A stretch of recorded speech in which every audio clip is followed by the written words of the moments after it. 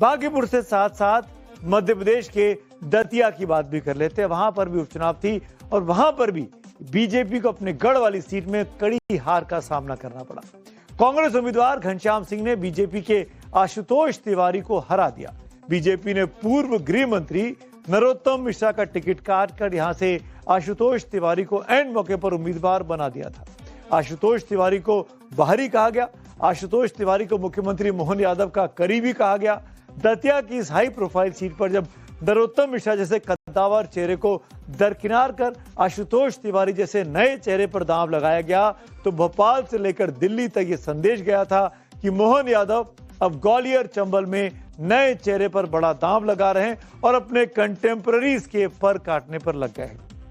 आशुतोष तिवारी की जीत के लिए मुख्यमंत्री मोहन यादव ने खुद रोड शो किए, कई जनसभाएं की, 11,000 करोड़ से ज्यादा के प्रोजेक्ट्स का दतिया सीट के लिए ऐलान तक कर दिया। पूरी राज्य सरकार और 20 से ज्यादा मंत्रियों की पूरी फौज यहां चुनावी मैदान में उतरी हुई थी। लेकिन जब ईवीएम से जनमत बाहर आया तो मतदाताओं ने मोहन यादव के इस पर्सनल दांव को पूरी तरह नकार दिया। और इतना ही नहीं, जिस नरोत्तम मिश्रा का टिकट काटकर आशुतोष तिवारी को मिला था, उस नरोत्तम के पोलिंग बूथ पर बीजेपी कांग्रेस से पिछड़ गई। तो यह भी कहा जा रहा है कि क्या नरोत्तम मिश्रा ने तो नहीं दगाबाजी कर दी। सर झुका करके हाथ जोड़ करके स्वीकार करूंगा और जीवन भर हमारे अपने कार्यकर्ता और मतदाता जो देवतुल्य हैं उनकी सेवा करता रहूंगा। क्या कमी रह गई सर इस बार? पूरी ताकत झोंक दी। कमी अगर कोई रह गई है तो उसकी समीक्षा करेंगे और उसके बाद प्रतिक्रिया देंगे। आप निश्चिंत रहिए, समय समय पर मीडिया मित्रों से मिलते रहे। दरअसल दतिया विधानसभा सीट सालों से बीजेपी के कद्दावर नेता नरोत्तम मिश्रा का अभेद्य गढ़ कही जाती है। नरोत्तम मिश्रा 2008, 2013 और 2018 में लगातार 3 बार यहां से विधायक चुनकर विधानसभा पहुंचे। लेकिन 2023 के आम चुनावों में कांग्रेस के राजेंद्र भारती ने बेहद कड़े मुकाबले में उनको शिकस्त दे दी थी। हालांकि हार के बावजूद दतिया की सियासत का केंद्र बिंदु नरोत्तम मिश्रा बने रहे। लेकिन जब इस चुनाव की बारी आई, यहां पर उपचुनाव की, तो नरोत्तम मिश्रा को टिकट भारतीय जनता पार्टी ने नहीं दिया। यह कहा गया इंटरनल सर्वे में नरोत्तम मिश्रा के खिलाफ माहौल है और उन्होंने आशुतोष को यहां पर टिकट दे दिया। नरोत्तम मिश्रा के इसी दर्द और समर्थकों की नाराजगी की कीमत बीजेपी को अपनी सबसे सुरक्षित सीट को लगातार दूसरी बार हार कर चुकानी पड़ी है। इसमें कांग्रेस पार्टी भी पूरा मजबूती से एकजुट होकर इस चुनाव को लड़ी।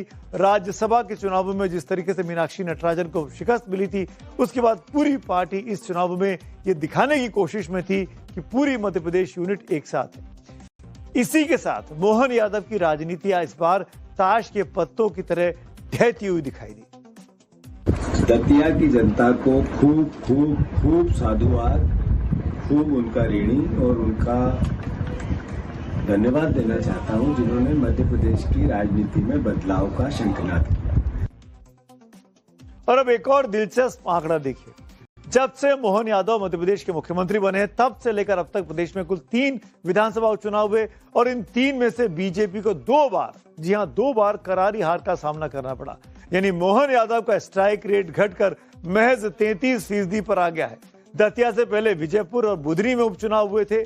शिवराज सिंह चौहान के गढ़ बुधनी में तो बीजेपी की इज्जत बच गई थी, लेकिन जीत का मार्जिन लाख से घटकर महज 13-14 हजार पर आ गया था। लेकिन विजयपुर में कांग्रेस छोड़कर बीजेपी में आए और मोहन यादव सरकार में कैबिनेट मंत्री बने रामनिवास रावत खुद अपनी पारंपरिक सीट पार्टी बदलने की वजह से नहीं बचा सके थे।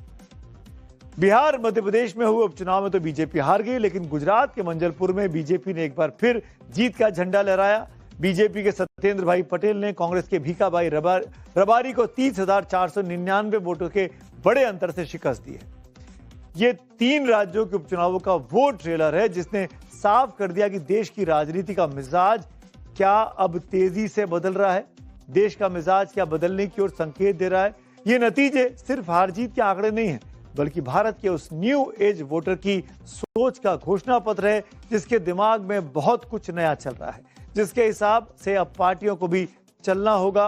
और उपचुनावों में अगर सरकार रहते उपचुनाव हार जाएं तो कहा जाता है कि ये स्थानीय सरकारों पर भी मैंडेट है। तो क्या ये मैंडेट जो आया बांकीपुर में जो मैंडेट आया दतिया में, वो वहां के मुख्यमंत्रियों के लिए भी कोई संदेश लेकर आया है? क्या बीजेपी मंथन कर कर इन मुख्यमंत्रियों के भविष्य के बारे में कुछ सोचेगी? अब ये सब सवाल जो है वो गर्भ में, भविष्य के गर्भ में